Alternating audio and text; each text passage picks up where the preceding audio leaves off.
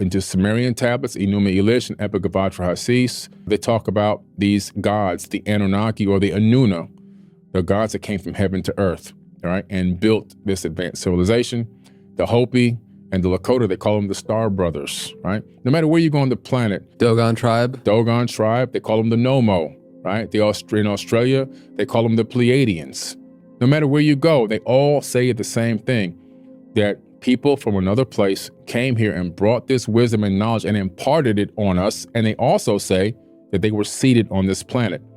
The indigenous tribes of the Americas, the Australian Aboriginals, I mean, they're saying that they were literally brought here. It's an incredible story. How can these disconnected continents and these disconnected cultures all have similar stories written across different mega eons of time? You got to say, wow. At some point, there was a global civilization. That civilization, in my opinion, was the Atlantean civilization, that these Anunnaki people were advanced beings. Anunnaki only means from heaven to earth, from space to here. But the civilization they built was Atlantis. And the ring city that sunk or was destroyed was only one capital of dozens that existed, not only on Earth, but also on Mars, according to the Sumerian tablets.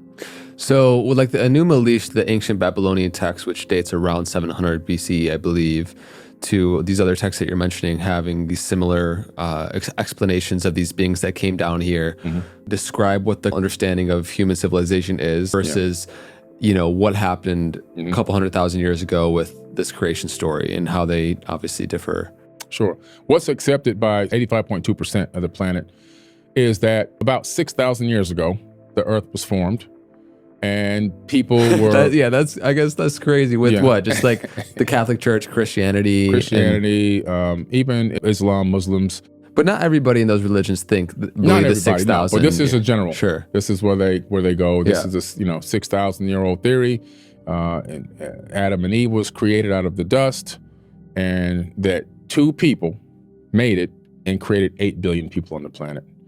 Now, I don't know about you, but if you take two dogs and mate two dogs and mate the same two dogs over and over again with their puppies and make those two puppies, third generation is not even going to live. Not enough genetic diversity. You can't take two humans and get 8 billion. We know this already because people who intermate within their family, they have birth defects. It's just a part of genetics. But that's the accepted theory, is that he took some dirt, little spattle, turned mud into people, and then told these people, you now own this planet and go on, be fruitful and multiply. And that's what happened. Right. But that's not the way it actually happened. So that's the conventional religious perspective. Could you share also